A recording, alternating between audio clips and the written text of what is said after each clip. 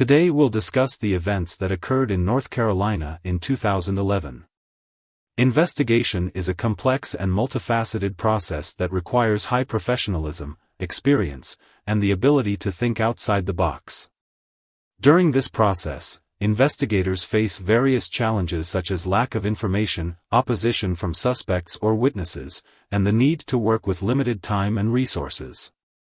When 27-year-old Laura Ackerson stopped contacting family and friends, it immediately became clear to the authorities that they were dealing with foul play.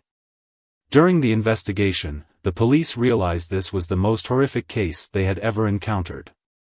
They had to travel across the country and cover more than 1,200 miles to learn the truth. This case could have remained unsolved, but fortunately, the surveillance cameras helped to establish the cause of Laura's mysterious disappearance. Laura Jean Ackerson was born on April 30, 1984, to Roger and Brenda Ackerson in Hastings, Michigan, the only city in rural Berry County in the southwest corner of the state. There were 6 other children in the family, including her father's son Jason, who was 3 years older than Laura. When Laura was a toddler, Roger and Brenda separated. The battle of unsubstantiated allegations and contentious finger-pointing that led to the divorce inflicted emotional scars on everyone, fracturing family relationships and leaving the children with conflicting loyalties. In 1996, Laura and her mother, Brenda, moved to Iowa. Laura graduated from Linville-Sully High School and then moved to Kingston, North Carolina, where she worked as a businesswoman in graphic design. In 2011, 27-year-old Laura was the mother of 2 sons, one of whom was 3 years old and the other 2. The children's father was a singer and songwriter named Grant Hayes. Although I usually don't do this in other videos, we need to delve more deeply into the relationship between Grant and Laura to understand this story. It will provide answers to any questions you may have as we move on. Grant was born to Patty and Grant Hayes Jr. on April 30, 1979. According to his mother, Grant was a sweet child. He was very docile. In high school, she said her son was so charming that all the girls liked him. Being able to play guitar added to his popularity, and even while still a teenager, he was good enough to perform on the Raleigh nightclub scene. When he was 18, he married a ballerina named Emily Lares and moved down to Greenville, North Carolina. Grant said that she and her dancing were the inspiration for many of the songs he wrote. The relationship dissolved rather quickly. As it disintegrated, Grant fell into a deep funk and sought psychiatric treatment. He was prescribed medications for depression and bipolar disorder, including lithium. Then he moved back to Raleigh. According to a close friend, the religious instruction Grant had received growing up remained apparent in his life. He regularly attended church, made prayer an essential part of every day, and studied the Bible faithfully until 2003. But then, the friend said, Grant turned his religious fervor over to Tupac Shakur's music, learning all the lyrics of Tupac's songs just as he once learned Bible verses. Grant began to spend most of his time talking to others by relating tales from the life of Tupac. Soon after, he started drinking alcohol and using various types of illegal substances. During this period, Grant continued to work hard. One night in late 2006, as he performed at a venue, a 22-year-old woman named Laura Ackerson caught his eye. Right after that, Grant and Laura started dating. Laura was taken by the fact that she and Grant shared a birthday. It made their coming together seem like fate. It was on their next birthday, April 30, 2007, that they exchanged vows before a justice of the peace. Laura turned 23 that day, Grant 28. But being with a musician is not so easy. Constant traveling, rehearsals, and concerts meant Grant was often away from home. It was difficult for him to balance work and family life.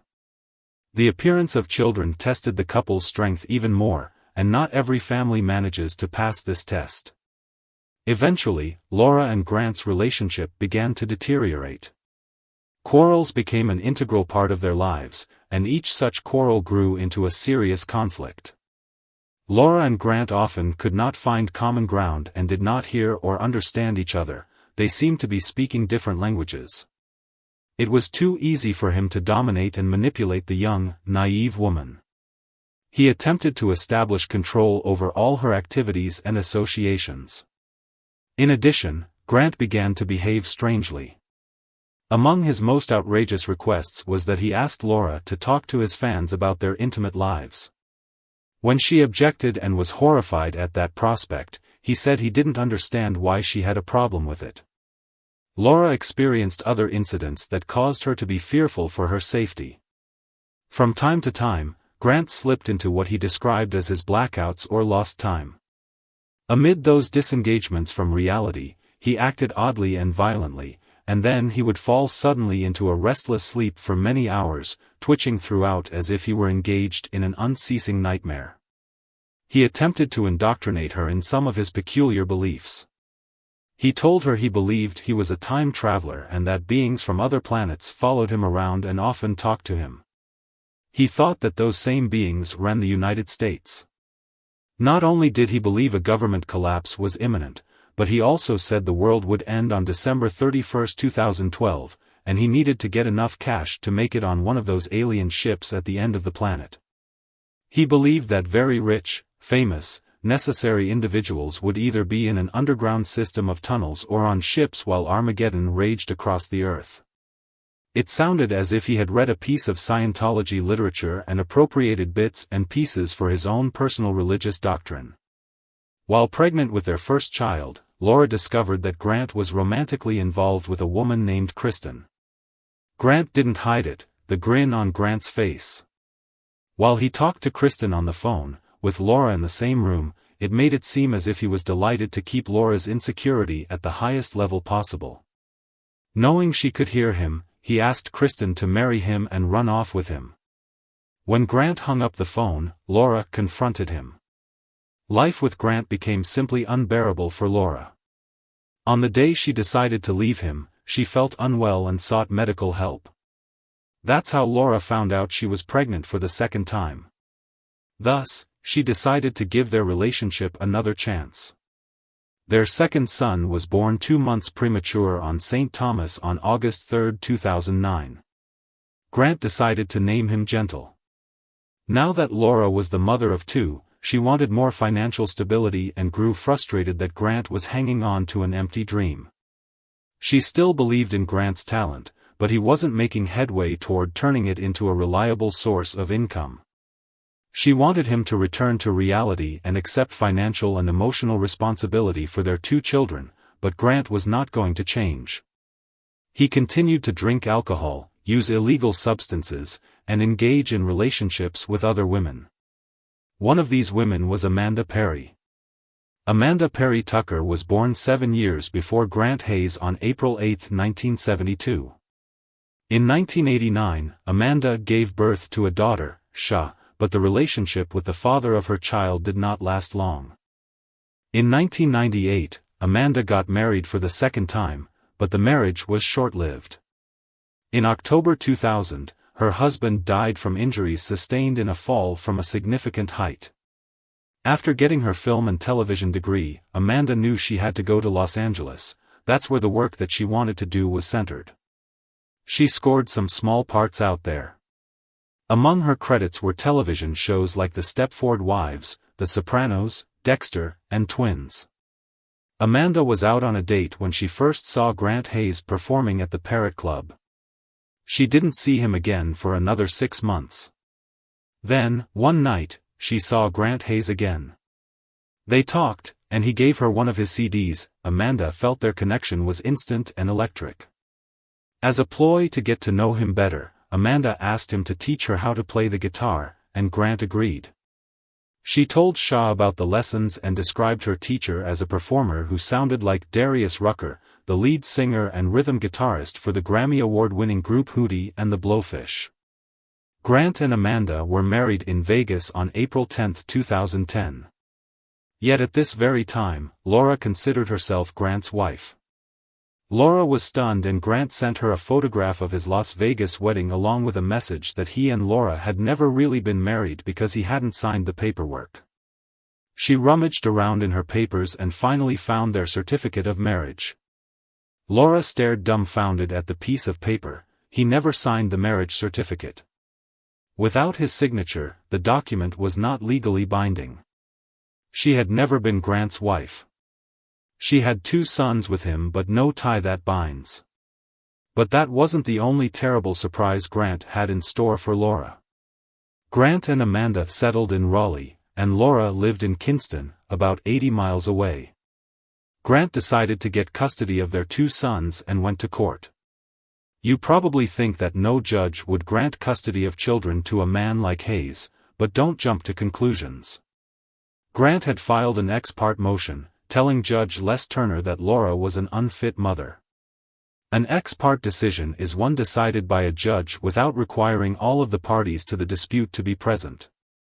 Grant alleged that Laura purchased a Craigslist ad looking for someone to live with her at no cost.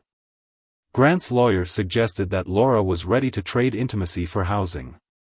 Grant also claimed that Laura used his checking account to pay for a subscription to a website called Sugar Daddies. Without any opportunity to appear, object, or fight for her boys, the court accepted him at his word at the time, awarding Grant full temporary emergency custody of the children. On June 15, 2010, Laura was served the emergency ex parte custody motion. 2 days later, with paperwork in hand, Laura met with attorney John Sargent. When Laura finally got her day in court for a return hearing on June 25, Judge Beth Heath had to decide whether to keep the emergency order in effect or to put some other arrangement in place. Laura did not look very stable to the judge. She had no permanent place to live and didn't have a job. Offsetting that was Laura's allegation that Grant was a substance abuser.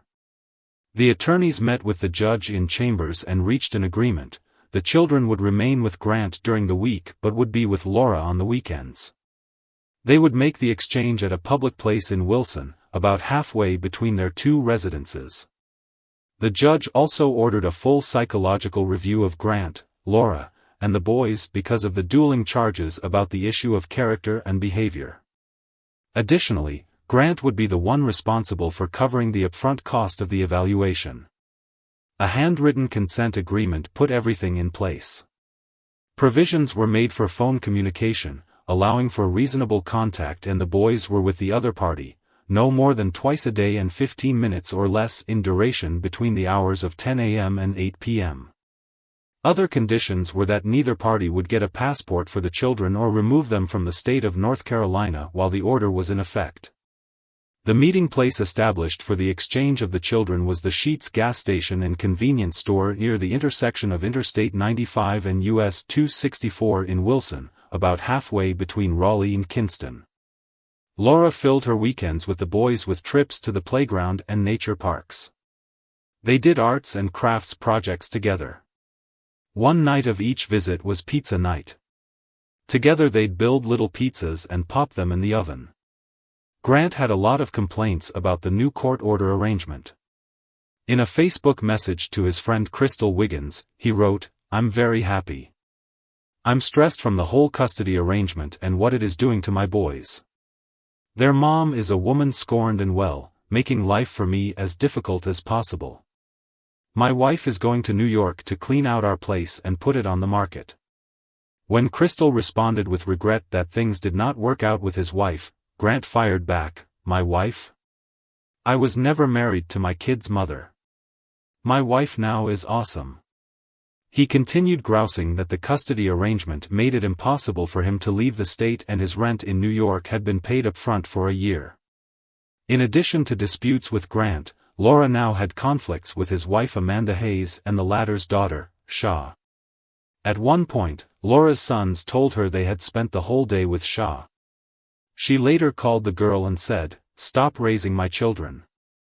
They have a mother and father, and it's not your job to raise them." Amanda was furious at Laura. She told her, "Never call my daughter again." The conflict between Laura and Amanda didn't end there. When Laura was concerned that Gentle might have croup, she sent Grant an email containing information she had found online. Laura was careful to couch her words with an abundant use of if and if necessary. Nonetheless, the message prompted a strong reaction in Amanda, who called Laura and said, "You are psycho crazy. You don't have anything better to do with your time than research crap on the internet." She went on to tell Laura that the kids didn't have a virus, they had a cold. She accused Laura of always bringing the kids back home ill because she took them to the water park and let them stay wet all day long. When Amanda hung up on Laura, Laura called her back and told her what she did was inappropriate. "You are still new to the situation," Amanda shot back. "I am responsible for your kids now because you are psycho crazy." Laura was shaken by Amanda's call. She was certain that Grant had painted her as insane and had convinced Amanda that she needed to help him protect the kids from their mother. For slightly over a year, Laura had the children on weekends, and Grant had them during the week. That decision was on foot of a consent order made at the Lenoir County District Court on June 29, 2010. It was a temporary arrangement, and both Laura and Grant had to undergo psychological evaluation by Dr. Ginger Calloway, a forensic psychologist.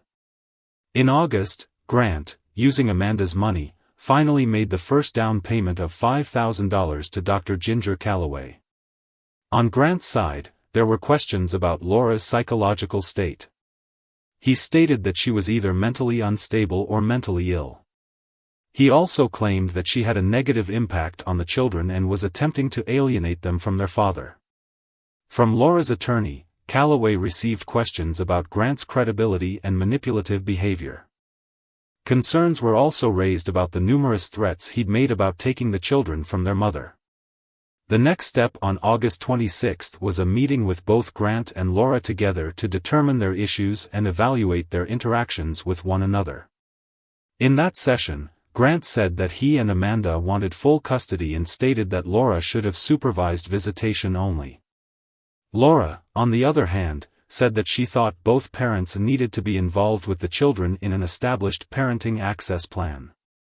Grant said, "I think Laura will go away as soon as she sees there is no payday." The morning of July 14. The buyer was Grant Hayes. This was a significant piece of evidence, and the detectives began to build a timeline around his actions during that period. They found it particularly suspicious that he purchased a saw just hours after Laura had gone missing. With this new lead, the detectives decided to question Grant again. This time, they confronted him with the evidence they had gathered, including the cleaning product smell, the carpet stain, and the note offering Laura money to relinquish custody of their children. Grant remained evasive during the questioning, providing vague answers and shifting blame onto Laura. Investigators then sought to speak with Amanda, hoping she might provide more information about Grant's behavior and any potential involvement in Laura's disappearance. However, when they approached her, she expressed her outrage at the accusations and vehemently denied knowing anything about Laura's fate. Still, her defensiveness only fueled the detectives' suspicions.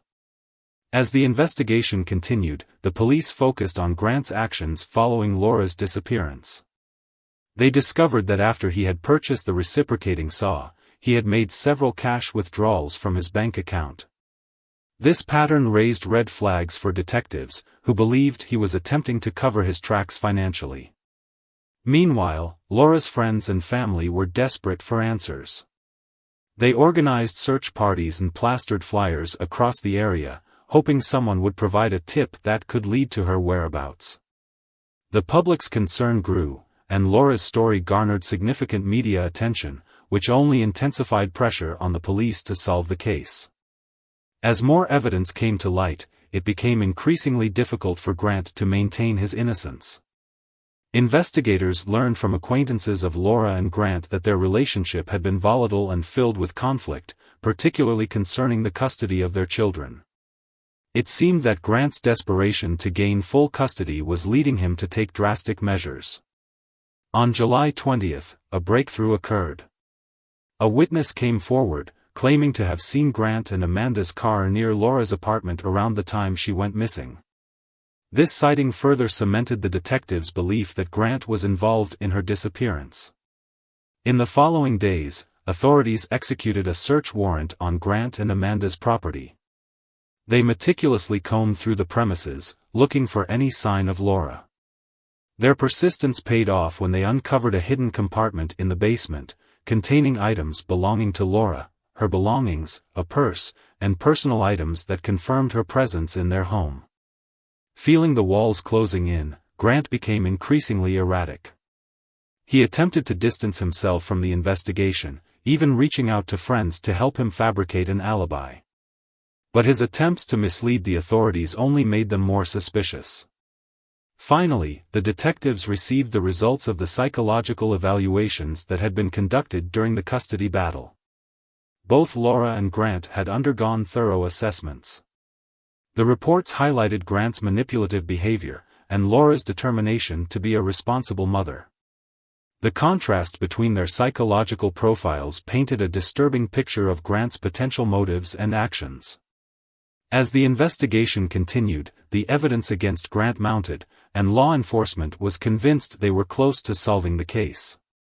They prepared to make an arrest, gathering all the evidence they could to ensure they had a solid case against him. Meanwhile, Laura's family held on to hope, desperate for news of her safety. They clung to the belief that she might still be alive, and that justice would prevail. But as days turned into weeks with no sign of Laura, the grim reality began to sink in. The detectives, fueled by the urgency of the situation and the desire for justice, were relentless in their pursuit of the truth. They understood that every minute counted in a case like this, and they were determined to uncover what had happened to Laura Ackerson. As the investigation approached its climax, the detectives prepared to confront Grant Hayes with their findings, knowing that the outcome could determine the fate of not only Laura but her children as well. The stage was set for a showdown, and the truth was about to be revealed. On Thursday, July 14, 2011, Grant Hayes entered the Briar Creek Walmart, grabbed an empty cart, and made his way to the hardware department. He studied the aisle with power saws and blades for a bit before seeking assistance from the assistant manager, Susan Dewar. He asked her what the longest blade that would fit in a jigsaw was, and she guided him to the appropriate blade. However, when he pointed to a longer blade hanging farther down the row, she explained that it wouldn't fit a jigsaw, as it was designed for a reciprocating saw that uses longer, sturdier blades for cutting objects like drywall. Despite his interest in the reciprocating saws, Grant hesitated at the price. Eventually, he decided to purchase a reciprocating saw along with a couple of blades. After that, he asked Susan where to find large industrial trash bags, which she helped him locate, followed by plastic tarps. After selecting a pair of goggles, he checked out. Investigators later discovered that Laura had decided to pick up the children on Wednesday instead of Friday and why she came to Raleigh instead of Wilson, where she usually met Grant. They found that Grant had lured her to his apartment on July 13, the day Laura disappeared. At 4:08 p.m., Grant sent Laura a text message asking if she would like to keep the boys for the week until Sunday the 24th. She replied at 4:12 p.m., saying she was leaving Wilson and would call when she got past traffic. This exchange indicated that Laura was no longer alive, and Grant was implicated. Moreover, the police found evidence that Grant was attempting to create an alibi. At 4:08 a.m. on Friday, July 15, he sent Laura an email, identical to the text message he had sent her the previous day, asking if she would like to keep the boys for a week. On the afternoon of July 15, Grant drove to Wilson to meet Laura, making sure to go to a gas station with surveillance cameras to confirm that she had not shown up. He shopped at Walmart again, buying 3 black and 3 red duffel bags. Minutes before 2 p.m., he sent Laura an email complaining about not being able to reach her on her cell phone, stating, "This is not cool." The following day, on July 16, Grant returned to Walmart at 6:56 a.m., purchasing a 120-quart cooler and 3 bags of ice. He returned 3 of the 6 duffel bags he had bought the day before and also picked up a second cooler. Later that morning, Grant rented a trailer from U-Haul in Raleigh and bought additional supplies for his Durango, including boxes, a sofa cover, a lock, and a ball mount. That Saturday night, Amanda, Grant, and the 3 children began their journey to Texas, covering a distance of 1,200 miles. After an overnight stay at a Motel 6 in Montgomery, Alabama, Amanda registered under a false name and they continued west. Investigators later learned that Amanda had a sister named Karen Berry in Richmond, Texas. When officers knocked on Karen's door, she was already anticipating their arrival and expressed concern about her sister's well-being. Amanda had told Karen that they had done something terrible to Laura and asked her about a property with a large hole. Karen led Amanda to the septic tank in the back of her property, but she felt uneasy about it and decided to leave. Grant then asked Karen if there was a Home Depot nearby, and she gave him directions. On July 17, at 9:37 a.m., Amanda made a withdrawal from an ATM, and shortly after, Grant entered Home Depot, purchasing gloves, a plastic trash can, and muriatic acid.